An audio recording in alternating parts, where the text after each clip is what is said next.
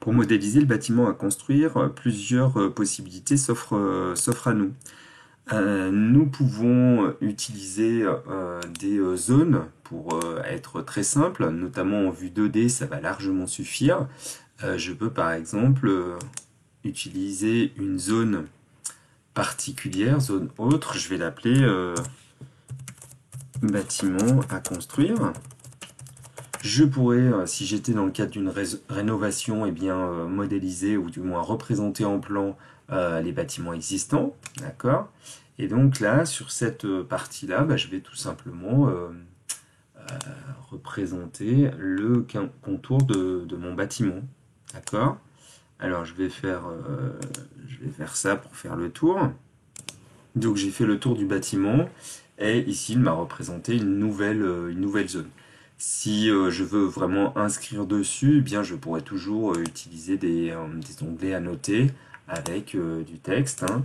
Et donc ici ce sera bâtiment à construire pour notre zone de texte. Alors elle est toute petite, c'est parce que j'ai décidé de l'imprimer à l'échelle 1/100, mais le bâtiment sera plutôt, enfin le plan sera plutôt imprimé à l'échelle 1/500. Donc ici j'ai bâtiment à construire. Si j'avais plusieurs bâtiments, j'aurais pu le découper avec zone bassin ici, zone vestiaire ici, hall d'accueil et administration pour cette partie-là.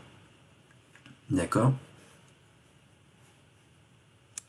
Voilà, par exemple, je suis rentré un petit peu dans le détail grâce à des lignes de modèle que j'ai retrouvées dans Annoter. Donc des lignes de modèle, des lignes de détail, pardon, et du texte. J'ai pu différencier les différentes zones et notamment placer les altitudes de ces différents blocs. Alors en vue en 2D, ça va être suffisant. Par contre, eh bien, pour le moment, en vue 3D, eh bien ça ne représente pas ces différentes zones. Le texte n'apparaît plus d'ailleurs parce qu'il a été fait que sur un plan. Ici, là, j'étais passé en image filaire. Si je veux avoir à nouveau de la couleur, j'ai cette partie-là. Ok. Donc en 3D, ben, on se rend compte que ce n'est pas suffisant. Alors pour représenter en 3D, soit j'ai la maquette, hein, bien sûr, mais souvent la maquette n'est pas, c'est pas forcément toujours pertinent d'avoir la maquette très détaillée, et puis ça peut être long de la réaliser.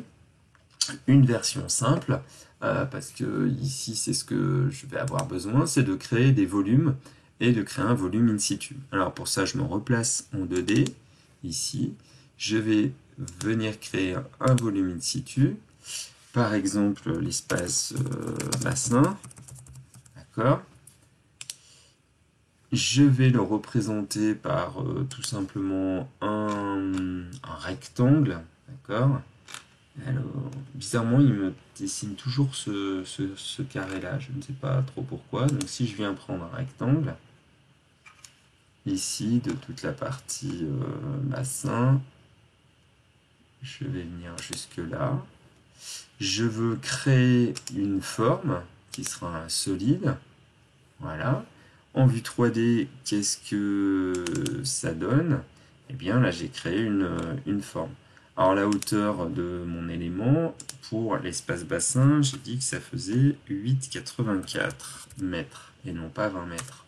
Donc voilà, j'ai un volume qui est un petit peu plus... qui représente un peu plus le bâtiment, même s'il n'est pas très précis. Là, voilà, j'ai terminé mon volume. D'accord? Donc le volume ici, on se rend compte, si je me place, en coupe quasiment, qu'en fait, il a été dessiné au niveau 2. Alors pourquoi? Parce que quand je suis dans le plan qui est vue site, ce plan il a été créé automatiquement par le module PIC, hein, je vous rappelle, c'était ici que j'avais créé une vue en plan. Alors soit je peux définir peut-être le niveau, mais moi j'ai pas fait spécialement attention. Et donc il a été créé avec le dernier niveau qu'on voit ici sur n'importe quelle élévation avec le niveau 2. D'accord? Donc si je veux que mon bloc soit au niveau 1, bah, j'aurais dû le créer en me mettant sur le niveau 1, ou sinon ici on va tricher un petit peu et on va lui dire de se décaler de 4 mètres, donc moins 4 mètres. J'applique et normalement voilà il est redescendu au bon niveau. Donc cette fois-ci mon bâtiment est au bon niveau. Je ferai la même chose pour les autres volumes. Si je veux, donc là en fait il s'agit de faire des volumes, ça ressemble un peu à du SketchUp, hein, c'est assez simple à faire. On peut même modifier quelques éléments, hein, par exemple modifier ce volume-là. Si je me place sur une face avant ici, dans ce sens-là, en fait la toiture est inclinée pour arriver jusque à la hauteur du hall là, qui est à 7,25 m. Alors pour le modifier, bon bizarrement il me l'a replacé, il me l'a remonté de 4 mètres. On pourra voir si on réussit à le modifier après. Donc je peux modifier certains points.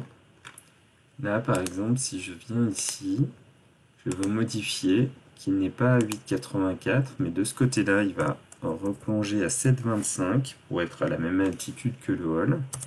Là j'ai déplacé un point. Si je veux déplacer l'autre point qui se trouve en face, est-ce que je peux? Non. Donc je vais tourner mon bloc, voilà, pour arriver à l'arrière. Cette fois-ci c'est celui-ci. Normalement je devrais réussir à le modifier. Voilà. En prenant l'extrémité.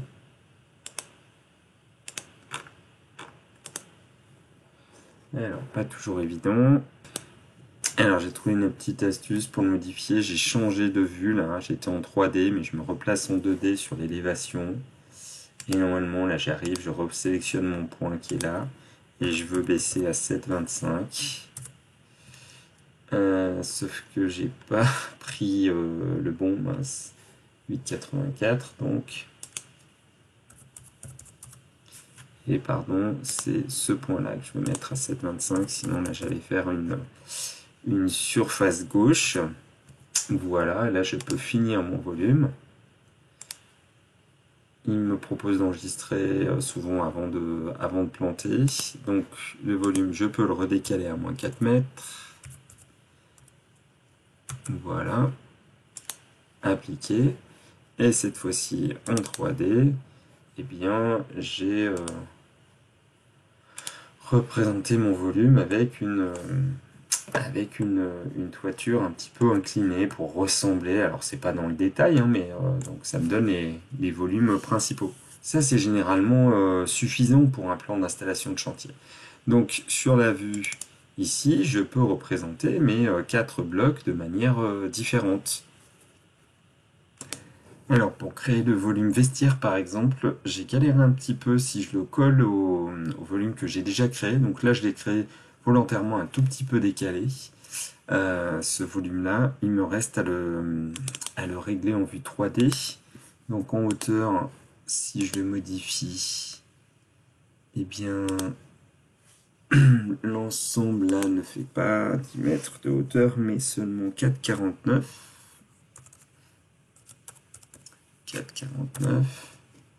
Voilà, les deux côtés. Alors, tout à l'heure, j'avais eu du mal en faisant point par point, mais vous voyez, en prenant une face, c'est plus simple. Et donc, je viens finir le volume.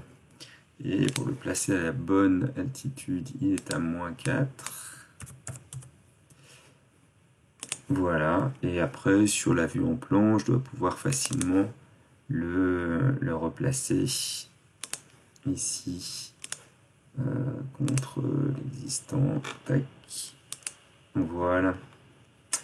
Donc j'ai créé mes volumes administratifs, accueil, ainsi de suite, et donc en vue 3D, bah voilà à quoi ça ressemble. Hop.